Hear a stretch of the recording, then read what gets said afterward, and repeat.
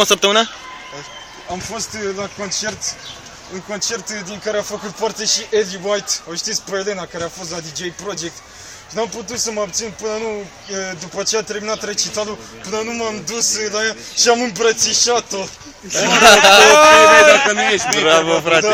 Da, Ai îmbrățișat-o bine? da. De când ai mai făcut laba? Hai mă, că o fac destul de des, așa că... În fiecare zi. Da.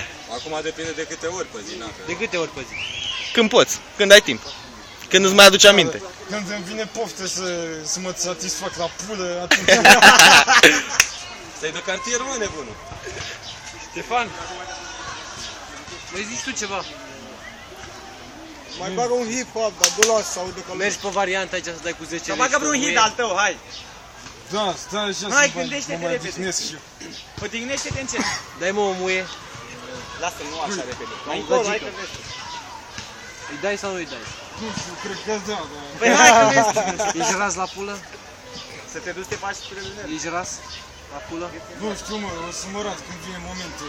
Păi azi seara asta e momentul. Păi asta seara. Zi! Îți dăm o femeie? Zi mă, vrei o femeie? Nu așa pe loc, dacă mă duce singur... Vrea pe loc, îl are și băi. Și bani de hotel și mergi acolo în spatele blocului și dai o muiță. Uite acolo la gunoi. Bine, mă, ne vedem atunci. Hai, dă-i drumul din gură. Hai, cântă ceva bun. Din top. Ți-aducem și o femeie. Să mor eu de mâine, nu ți-aducem o femeie. Ca lumea, ai cuvântul nostru. Hai. Și cu flocii mari dai, nu Da, contează. îi dai la scurt. Da, cânt așa pe gratis, Hai, adică băi, nu n-auzi, primesc n-auzi, nici mai- măcar 10 lei. Ia o țigare, uite o țigare. Nu, așa. Vrei să urlu? Bine, mă, hai. O țigare vrei? Păi.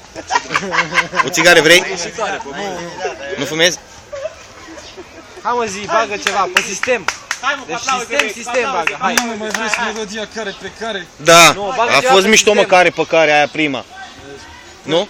Ceva pe sistem, păi n-am manele, ori... Nu! Bagă sistem, orice. Adică ce om ești tu fără manele, adică cum?